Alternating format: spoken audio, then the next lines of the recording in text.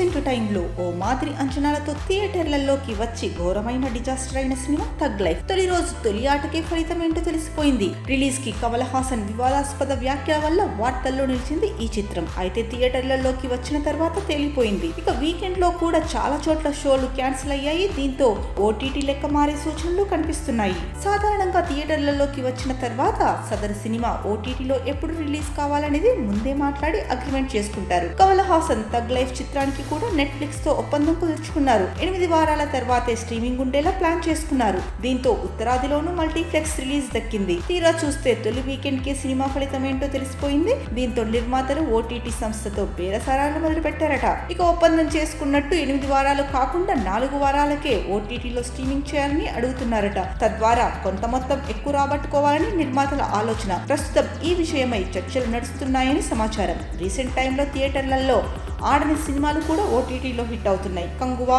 విడామయుడ్చి, retro ఈ కోవలోకే వస్తాయి. బహుశా థగ్ లైఫ్ కూడా అలానే ఓటీటీలోకి వచ్చిన తర్వాత ట్రెండ్ అవుతుందేమో చూడాలి. ఏదేమైనా మరికొన్ని రోజుల్లో ఓటీటీ రిలీజ్ విషయంలో క్లారిటీ రావచ్చు. ఇక థగ్ లైఫ్ విషయానికి వస్తే రంగరాయ శక్తిరాజు అంటే కమల్ హాసన్ ఓ గ్యాంగ్స్టర్. అనుకోకుండా తండ్రిని కోల్పోయిన అమర్ ఈ క్యారెక్టర్ షింబు చేశాడు. అమర్ అనే కుర్రాడిని శక్తిరాజు పెంచుకుంటాడు. తన తర్వాత తన ముఠాకు అమర్ని నాయకుడిగా చేస్తాడు. దీన్ని అదే ముఠాలోని ఇతర సభ్యులు తీసుకోలేకపోతారు. ఇంతలోనే శక్తిరాజుపై హత్యాయత్నం జరుగుతుంది. ఇంతకు శక్తిరాజుని చంపాలనుకున్నది ఎవరు? ఈ మొత్తం వ్యవహారంలో ఇంద్రాణి లక్ష్మి పాత్రేంటి? చివరకు ఏమైందనేది మిగతా స్టోరీ.